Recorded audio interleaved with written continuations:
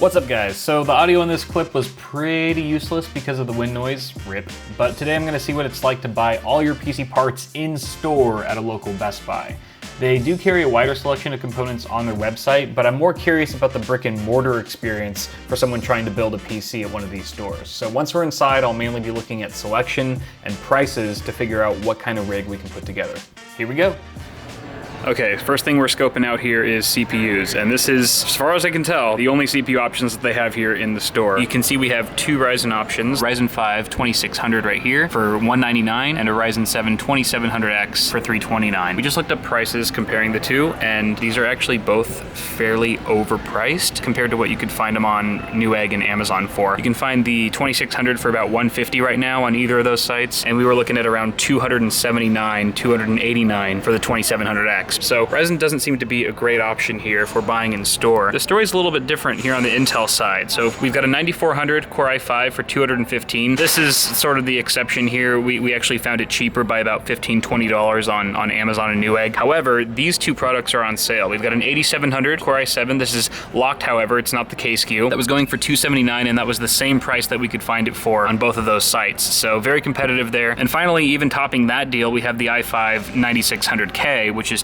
$219.99. That's $10 to $15 cheaper than we could find it on either Amazon or Newegg at the time of filming. This is also on sale as well, so bear that in mind. It was previously $279, which would be a terrible value in comparison, but at $219, this is actually cheaper than buying it online. Plus, you don't have to deal with any shipping costs, etc. So at this point, guys, I'm just gonna follow the prices, and whatever prices make the most sense to buy in store, those are the parts I'm gonna reach for. So consider Intel our platform of choice for today's build. So if you thought their in-store CPU options were limited, then their motherboard options seem pretty slim too. They actually only have 4 different motherboard models here, it seems. One's B450, so that's AMD. We've got a Crosshair 7, so that's X470. We can't use either of those options. We do have an ROG Strix Z390E Gaming, which would support our 9600K. That comes in at $249.99, which is about $15 to $20 more expensive at the time of filming. We also have an MSI MPG Z390 Gaming Plus, which is selling for $129.99. That's the same price that I found it for on Newegg, and about $20 cheaper than on Amazon. So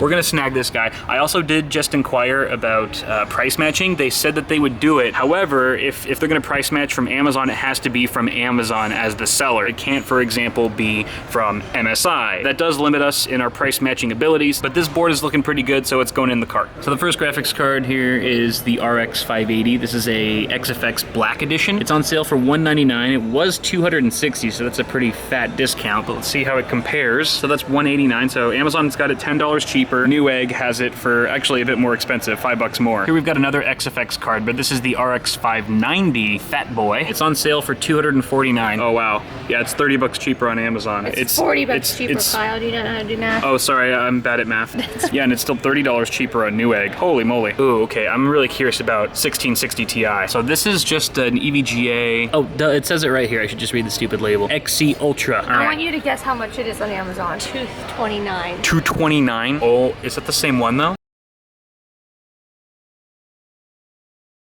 I'm still eyeing the RX 580 right now. For the prices, I'm still... Wait a minute. What? But they could price match. It says ships from and sold by Amazon.com. Wait, seriously? Yeah. We might be able to get a price match on this. Okay, I'm putting this in the cart and we'll see what happens. Memory options are a bit underwhelming, as one might expect, but they do have some reliable kits from Corsair here. We've got the Vengeance Pro series, and then the more cost-effective Vengeance LPX at $2,400 and $3,000. We looked up pricing. It's actually $5 cheaper here than it is on Amazon for this particular kit. That's going for $69.99. I think it was $2 cheaper on Newegg actually. And then over here, same sort of deal. $5 cheaper here than on Amazon, and $2 or $3 cheaper on Newegg. So we're just gonna go with a simple 16 gigabyte 3000 megahertz kit, especially because it's the same price as the 2400 kit there. All right, so for the SSDs, we were actually looking at the 970 Evo Pluses because they're M.2, they're fast, they're very reliable. The 500 gig is $119, which is the exact same price Amazon has for it. Newegg's like $2 cheaper. So we're actually gonna go with that one. I'm not gonna gonna get a mechanical drive here. We're just gonna go with the 500 gig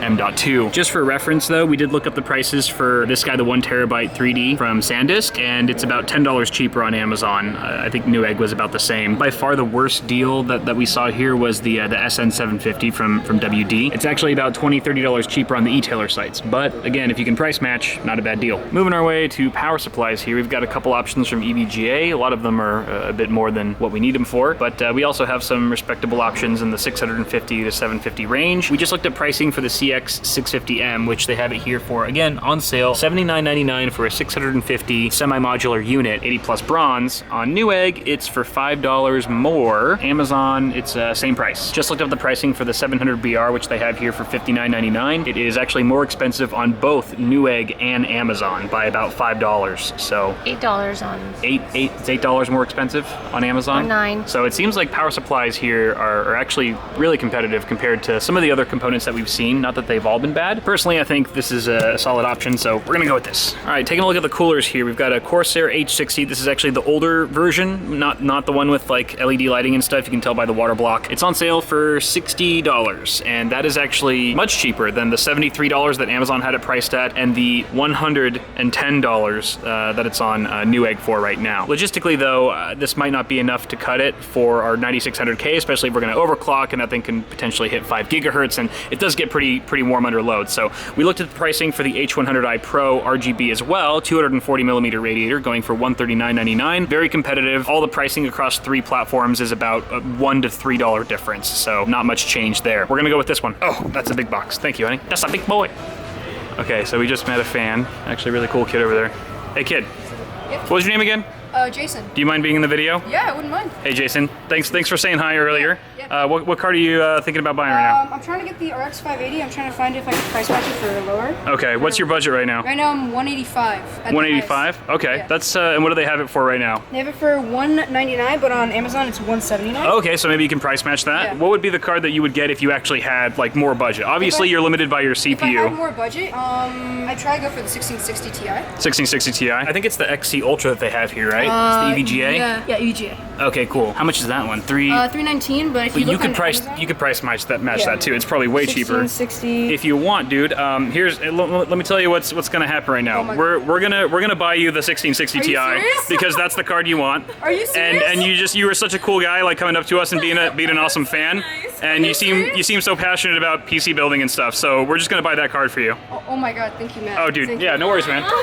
Thanks. I know you're gonna use it. I know it's gonna be put to good use. So Oh my god, thank you so much. yeah, no worries, man. It's our pleasure. Thanks for watching the channel. Subscribe to Bitwit, please. He's a great channel. You heard the man. So the kind staff at Best Buy is helping us check out now. They're very nice. The one thing that you might notice we don't have in the cart or in the store at all is computer cases. There's actually no computer cases that are in stock at brick-and-mortar locations at Best Buy. They do sell chassis on their online store, but unfortunately, we don't have a case. So if anyone who can actually make big decisions at Best Buy is watching this, consider selling computer cases so that people who go to your store and want to build a computer from start to finish can actually do so without having to go online. They could just kind of window shop and get everything they need in one spot. Just my 2 cents for what it's worth. But we're gonna go check out, head back home, and put this thing together.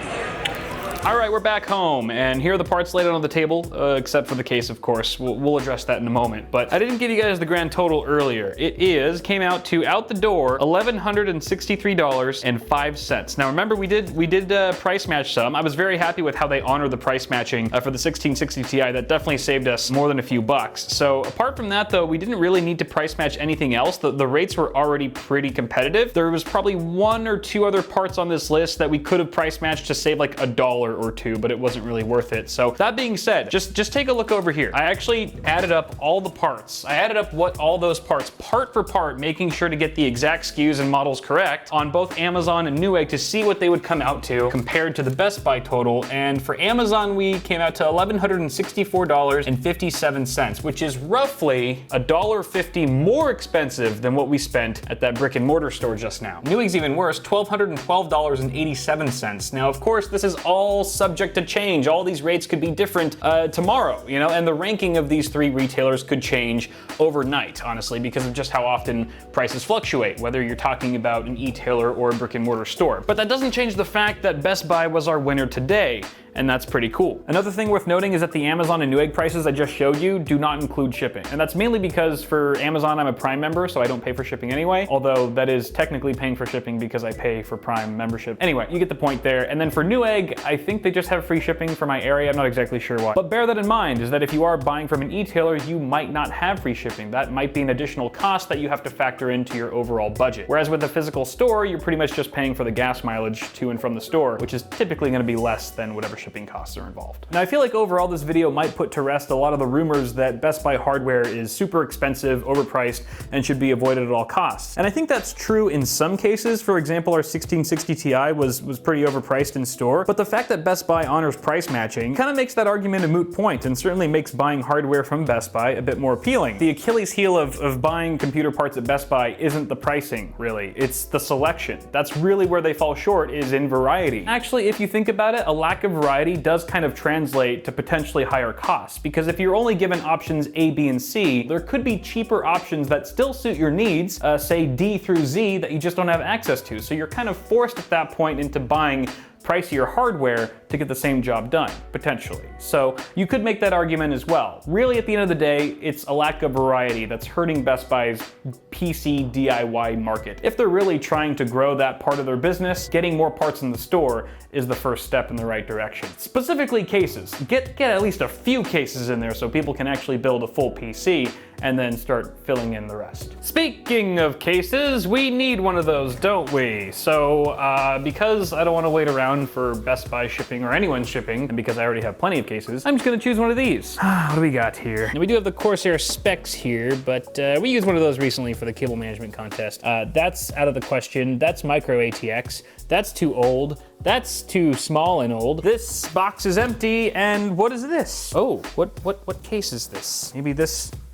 Oh, ho ho! P600S Eclipse! Oh yeah, P600S. Yeah, I choose you. I choose you! Wait, and I think I gotta friggin' uninstall all this crap. Oh, it looks so nice. Oh, although I already stripped the CPU. There's no CPU in there, so thing's dead to me. But you know what? I think I'm gonna skip the time-lapse building portion. I'm just gonna directly show you guys the finished product of all the components installed inside the case, because I pretty much said everything I wanted to say about my experience of buying parts at Best Buy. If you guys have anything to contribute or add or comment on, feel free to do so down below. Feel free to toss a like on this video if you enjoyed it, and get subscribed for more tech stuff coming at you really soon. Thanks for watching, guys. I will see you in the next video. Now, here's the finished build.